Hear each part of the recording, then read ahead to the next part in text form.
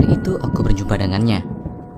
Aku ingat jam menunjukkan pukul 11 malam saat aku tak sengaja bertemu dengan perempuan itu di depan toko buku tua yang sudah tutup. Hujan yang tiba-tiba turun dalam perjalanan pulang membuatku terpaksa berteduh di teras toko itu. Aku dan dia berteduh menunggu hujan yang tak kunjung reda. Hampir setengah jam berlalu dan hujan semakin deras. Rasanya aku ingin berlari saja. Masa bodoh kebasahan. Tapi sayangnya aku sedang membawa barang-barang yang tidak boleh terkena air. Laptop, buku, handphone, dan rokok. Tapi perempuan yang berteduh di sebelahku sudah basah kuyup. Kenapa dia tak melanjutkan perjalanannya saja jika sudah terlanjur basah? Kulihat ada motor metik terparkir persis di depannya. Dia berdiri menunduk dan menggigil, dan wajahnya tersamar oleh rambutnya yang basah. Kulihat lagi, kok kepalanya menunduk terus ya? Apa yang sedang dia pikirkan? Aku tidak mau cuma lihat-lihat lagi. Aku beranikan menyapa. Hai! Aku berteriak karena derasnya suara hujan meredam suaraku. Lalu dia melirikku dengan wajah yang sedih. Sepertinya dari tadi dia menangis dan ada yang aneh dengan kaos putih lengan panjang yang dia pakai. Ada noda darah, sedikit pudar oleh air hujan, tapi aku yakin noda merah itu adalah darah. Kamu kenapa? Jatuh dari motor? Kudekati dia dengan niat bertanya tentang apa yang telah terjadi padanya. Tapi dia langsung menolak menjawab. Dia menyuruhku menjauh. Aku cuma mau bantu, ucapku dengan nada yang iba. Jangan mendekat! Teriakannya diiringi suara petir yang menggelegar. Sini, aku lihat. Gak usah takut. Aku seorang dokter. Aku berbohong. Aku cuma seorang akuntan. Sudah kebiasaanku berbohong pada setiap perempuan. Tapi kemudian dia menjinak dan mau kudekati.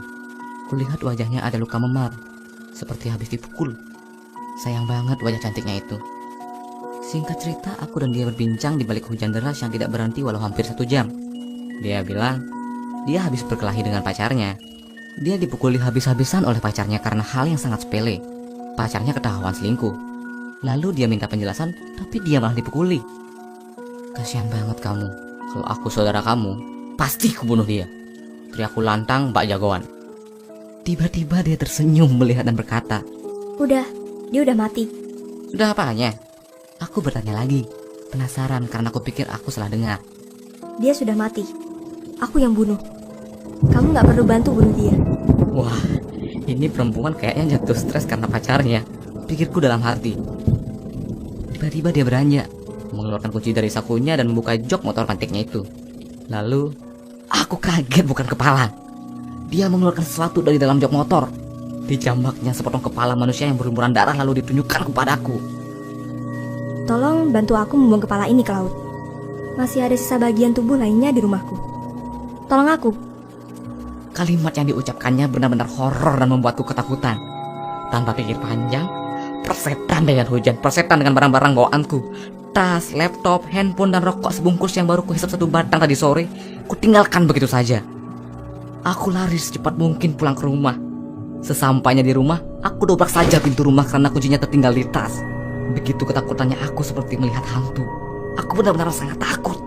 Kok ada perempuan cantik memutilasi pacarnya? Malamnya apes. Keesokan harinya aku bangun telat. Aku kesiangan karena susah tidur akibat kejadian itu. Kupikir lebih baik tidak masuk kerja hari ini. Aku ridak keluar rumah. Aku masih parno. Main game seharian mungkin bisa bikin pikiran tenang. Sampai petang tiba, sewaktu aku asik main game, terdengar suara seseorang mengetuk pintu. Paket. Teriak seorang di balik pintu. Seorang kurir memberiku sebuah kotak yang entah isinya apa dan siapa yang mengirimnya. Kulihat nama si pengirimnya, Nurmala. Wah, cewek nih yang ngirim. Tapi siapa dia? Isi kotak ini apa ya? Tanyaku dalam hati. Alangkah kagetnya begitu kubuka kotak itu.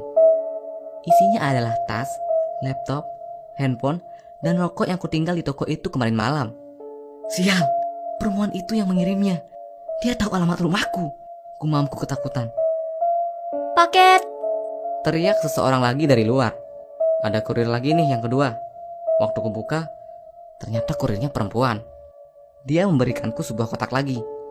Kemudian, aku lihat si kurir perempuan ini langsung pergi, tanpa berkata apapun. Wajahnya tidak kelihatan. Dia tertunduk dan memakai topi.